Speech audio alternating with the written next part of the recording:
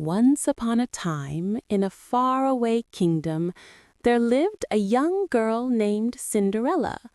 She was a kind, gentle, and beautiful child with the most radiant smile. Cinderella had a heart full of love, but unfortunately, fate hadn't been kind to Cinderella.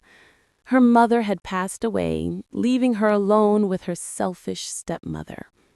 The stepmother had 2 daughters of her own, and she was terribly jealous of Cinderella's beauty and kind heart.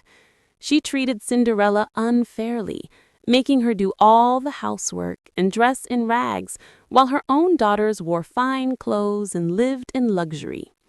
Despite the cruelty she faced, Cinderella remained kind and gentle, never letting her stepmother's unkindness change who she was.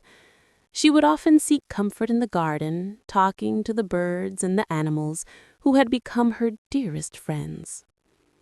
One day, the kingdom received exciting news.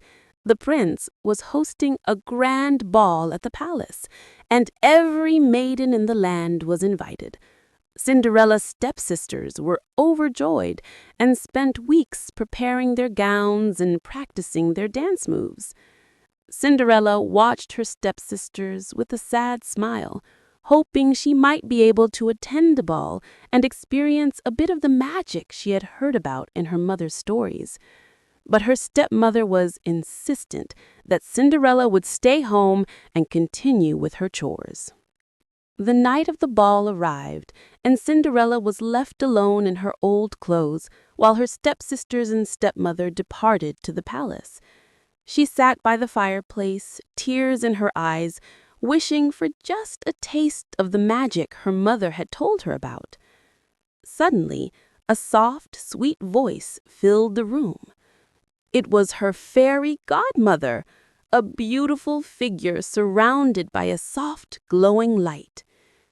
"Why are you crying, my dear?" the fairy godmother asked.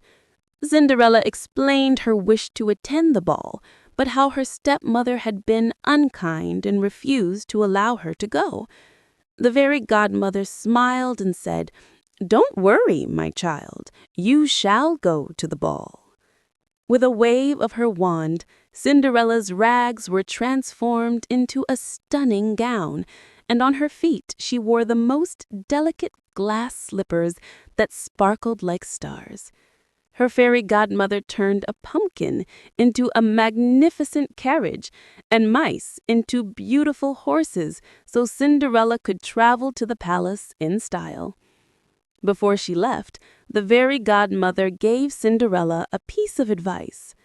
"Remember, my dear, the magic will only last until midnight. When the clock strikes 12, you must leave the palace and return home." Cinderella thanked her fairy godmother and climbed into the magical carriage. As she arrived at the palace, she felt like a princess, her heart dancing with joy. The moment Cinderella entered the ballroom, the entire room fell silent. The prince, charmed by her beauty, approached her and they danced together like a dream. Cinderella was the happiest she had ever been. But as the hours flew by, she suddenly heard the bells of the palace clock. The first stroke of midnight sent a shiver down her spine. She remembered her fairy godmother's warning and knew she must leave the palace.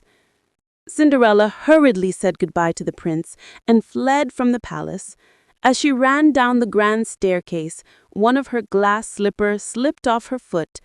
She didn't have time to retrieve it, and so, with only one glass slipper, she disappeared into the night. Cinderella's beautiful gown and glass slippers turned back into rags, leaving her with only the memory of the enchanting evening she had spent at the palace. The next day, the prince was determined to find the owner of the glass slipper. He and his attendants traveled throughout the kingdom, visiting every home to see if the slipper would fit any young maiden. When they arrived at Cinderella's cottage, her stepsisters eagerly tried to fit their feet into the glass slipper, but it was too small for them, and their feet simply couldn't squeeze in. Cinderella watched, hidden from view, as her stepsisters attempted to trick the prince. Then she stepped forward and with a hopeful heart asked, "May I try?" The prince agreed, and as she placed her foot into the glass slipper, it fit perfectly. The prince's eyes lit up with joy as he realized he had found the maiden he had danced with at the ball. Cinderella's stepsisters were astounded and upset, but even though they were mean to her, Cinderella didn't feel angry. Instead, she forgave them for their unkindness, as she believed that kindness was the most important thing in the world. And so Cinderella was reunited with the prince, and they lived happily ever after, proving that goodness, kindness, and a loving heart could overcome the challenges life may bring. The end. Moral of the story. Being kind and having a loving heart can help you through tough times. Even though Cinderella faced meanness and hard work, she stayed kind and gentle, and her goodness led to her happiness and success.